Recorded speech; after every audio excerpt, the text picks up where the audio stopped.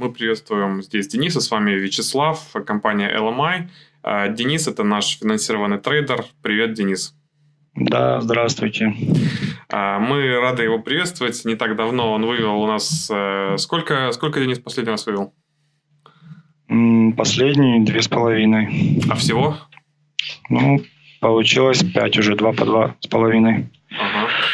А сколько в сумме вы заработали в компании LMI? Больше 10 уже получилось.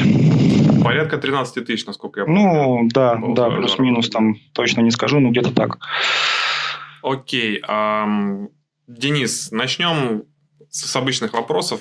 Как вам в LMI, как вы нас нашли и как вам наши отборы?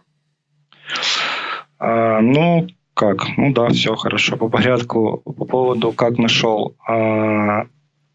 Мне когда-то, где-то год-полтора назад, наверное, человек порекомендовал вообще обратиться в такую службу, как проп, в кавычках службу. И первым пропом был, естественно, ваш конкурирующий, не знаю, как его назвать правильно, в общем, это топ-стоп-трейдер.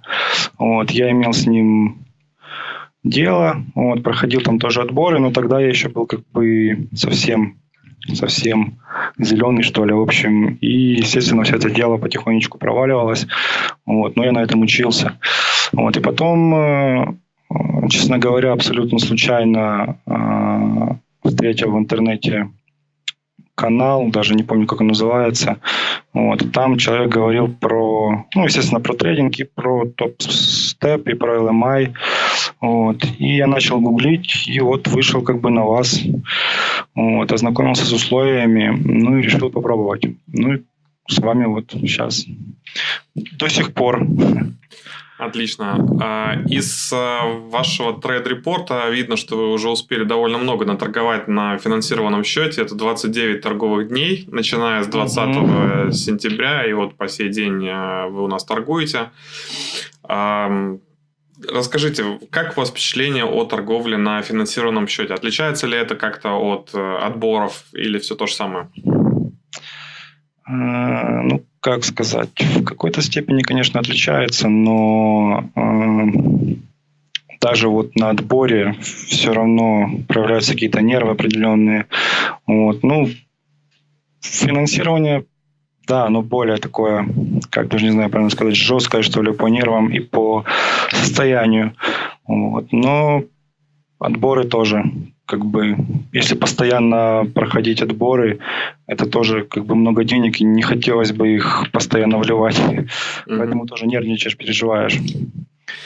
Да, согласен. Уж лучше остаться на финансированном счете и уже согласен, не слетать. Но, как показывает практика, не всегда удается с первого раза это сделать. Не важно, сколько раз, важно, как вы торгуете. А насколько я вижу, торгуете вы хорошо. По отчетам видно, что вы стараетесь останавливаться, когда в день доходите до примерно $3000. Это ваша дневная цель по прибыли где-то, да? Нет, все немного по-другому у меня. Это так по этому дашборду так получилось. Просто я стараюсь останавливаться тогда, когда я вижу, что уже потенциал себя исчерпал, и, в принципе, дальше там делать нечего, как говорится. И на данном этапе так получилось, что это на тех инструментах, которые я торгую, это в моем случае в районе как раз до 3000 и доходит. Я не ставлю себе никакой лимит по цифре, я ставлю себе лимит по потенциалу, в общем, движений и так далее. Насколько я вижу, вы проходили у нас 50к отбор, медиум, и заработав больше $10 000, вы наверняка уже увеличили допустимый максимальный размер позиций. С какими лотами вы сейчас торгуете? У меня давно уже такая тема, что я захожу 2 лота. Это первый вход, ни больше, ни меньше. И дальше уже я смотрю по ситуации, если рынок дает возможность долить, то я, как правило, доливаю еще 2 лота. Я люблю круглые числа. Okay. А если же нет, тогда я остаюсь с 2. Окей. Давайте посмотрим какой-нибудь типичный торговый день, например, 31 октября. Здесь было заработано 3500, и лучший трейд был 2700. Так, вот открываем этот день. Что здесь было? Так, открыл мне NASDAQ. На NASDAQ ничего не было, скорее всего. Что здесь было? Какой инструмент? Блин, по-моему, это была нефть. Нет, это было золото. Золото, сейчас. Да. Да, вот оно, золото. Ну, здесь вы взяли, короче, дневное движение, насколько я вижу. Ну, да, долго я сидел. Я люблю посидеть, подумать. Те самые два лота вот здесь были взяты буквально с открытия 31 числа.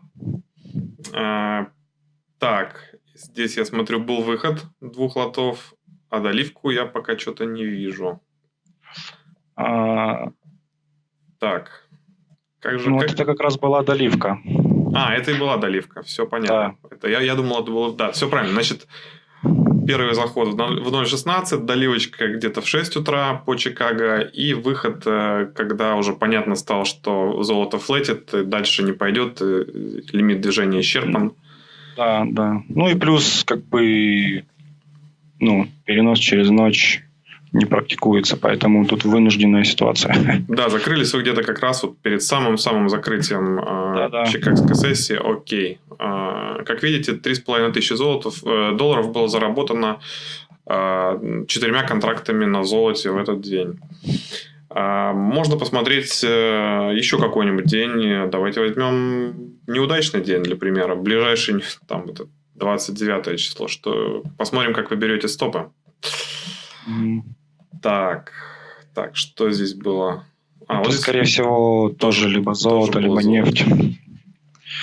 И здесь интересно, потому что, в принципе, первый заход удачный, но вы не взяли вовремя прибыль. Все равно вышли с прибылью.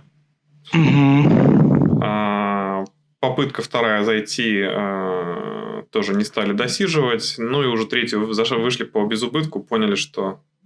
Да, там уже делать было нечего, в принципе. Пожалуй, хватит. Окей. Есть у вас какие-то стандарты стопов, или они зависят от того, как ведет себя рынок? Нет, у меня нет стандартов стопов. Как правило, это какие-то визуальные моменты, скажем так. И я в основном смотрю историю. Вот. И если по истории есть возможность протестировать эту зону, то этот стоп мне не подходит. Вот. Я либо увеличиваю его, либо не вхожу в сделку. Вот. Но если сделка реально мне нравится, то есть она потенциальная, по моей, скажем так, методике, то я могу себе позволить поставить увеличенный стоп. А что касается наших параметров дневного стопа, траловой максимальной просадки и так далее, вам это помогает в торговле? Да, как помогает. Оно, может, и не помогает, но оно как минимум не мешает. Вот. А если оно не мешает, значит, оно помогает автоматически. Ограничивает убытки? Как минимум, да.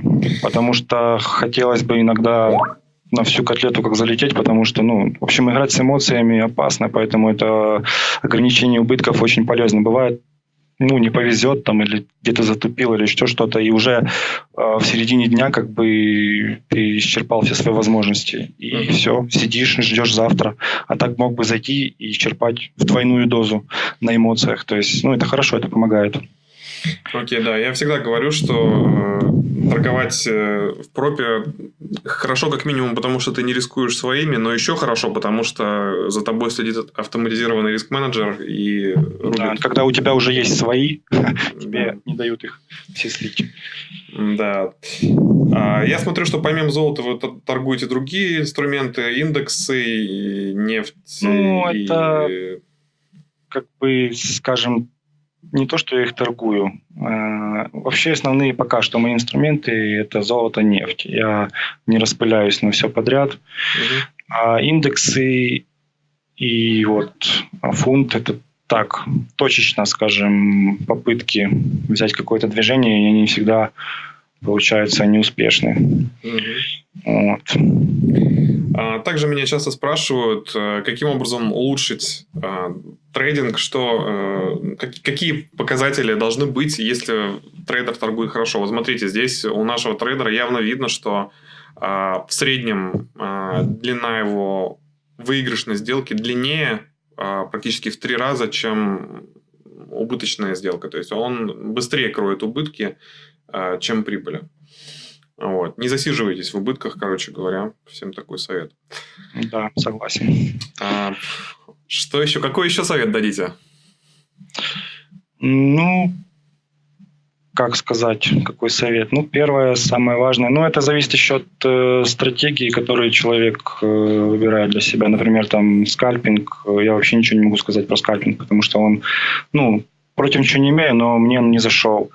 Вот. Если же речь идет о более долгосрочном трейдинге, то я бы посоветовал, опять-таки, со своей колокольни не нервничать и не распыляться направо-налево. То есть, если есть какое-то движение уже, проще реально перевести в безубыток и сидеть. Надо, естественно, понимать потенциал в первую очередь, не просто сидеть. Вот. Если потенциал есть, то надо сидеть. Вот. И пересиживать откаты. Это как по мне. Как минимум это тренирует какую-то там трейдерскую закалку, что ли, наверное. Как-то так. Вот. Во вторую очередь, вообще, в принципе, противопоказано двигать стопы. Вот, играться со стопами. Если я себе позволяю это делать, но жалею иногда об этом. Вот. Не надо этого делать. Если стоп стоит, то он стоит, все. Вот так вот. Проще потом перезайти, как говорится, следующая возможность будет в ближайшее время. Вот. И самое главное, это если есть какая-то конкретная система, надо ей полностью следовать, и все. И не выдумывать там велосипед. Насчет системы, как я понимаю, вы стараетесь как раз ловить дни с потенциально большими движениями, желательно трендовые, и высиживать их, да? Да, стараюсь. Я и раньше лез и во флеты, и в тренды, и вообще не понимал, что там творится сейчас. Сейчас стараюсь во флет вообще не лезть. То есть порубит в капусту и уйдешь еще с утра. Вот и все. Окей. Еще для примера открываю какой-нибудь случайный день. Посмотрим, это золото все-таки было или нефть. Не нефть, значит, наверное, золото. Да. Не только, кстати, золото. Кстати, опять еще один трендовый день на золоте. День, который вы, кстати, думали начать с шортов. 2 неудачных шорта с небольшими стопиками, и вы переключили внимание на лонги. Да, я уже смотрел дальше, что какой шорт. Нету там шорта, в принципе. Но это стоило мне каких-то определенных моментов. И, кстати, это вот что там, 2 число или что? 2 октября. Да, такое. Кстати, вот многим трейдерам, по моим наблюдениям, опять же, довольно трудно психологически переключиться. Если у них есть идея шортить, то они шортят до победного. Вот. Вовремя понять, что рынок идет не в твою сторону, это одно из сильных качеств трейдера, надо развивать это. Согласен. Хорошо. С трейдингом понятно. Вы заработали порядка 13 тысяч, вывели порядка 5. На что планируете потратить деньги? Это да, такой вопрос всегда. Наверное, банально это не звучало. Надо, что ли, распрощаться с долгами. Покрыть долги и, свободно дышать. Вот. А дальше... я не знаю, дальше будет видно. У вас еще есть какая-то работа или трейдинг ваша основная профессия? У меня есть работа основная, но она позволяет мне параллельно вести деятельность такую. Как минимум не мешает. Но я могу совместить. Вот так и получается. И это еще один плюс того, что можно высиживать более длительные движения. Потому что скальпинг, допустим, мне бы вряд ли позволил быть и на работе, и в трейдинге. То есть, грубо говоря, вам основная работа позволяет не сильно мельчить в трейдинге, да? Вы это хотите сказать? Да, именно так. Ясно. Хорошо. Ну, она как бы пока что основная, а там может быть и не основная. Может быть, и переключитесь окончательно на торговлю. Да, как-то так. Отлично. Ну что, спасибо вам за время. Будем на этом заканчивать. Это было наше небольшое интервью с Денисом. Еще раз поздравляем его с такими великолепными итогами. Желаем, чтобы и дальше он зарабатывал свои 1000 ежедневно. Денис, удачи вам. Спасибо. И увидимся в LMI. Всем тем, кто хотел бы зарабатывать так же, как и Денис, рекомендую попробовать себя в программе Practice Session. Возьмите счет, посмотрите, как работает ваша торговая система. Если в ней какой-то потенциал, если он есть, то мы дадим вам финансирование, и вы сможете зарабатывать реальные деньги. Всем спасибо за внимание. С вами был Вячеслав и наш финансированный трейдер Денис. Всем пока-пока. Да, всем пока.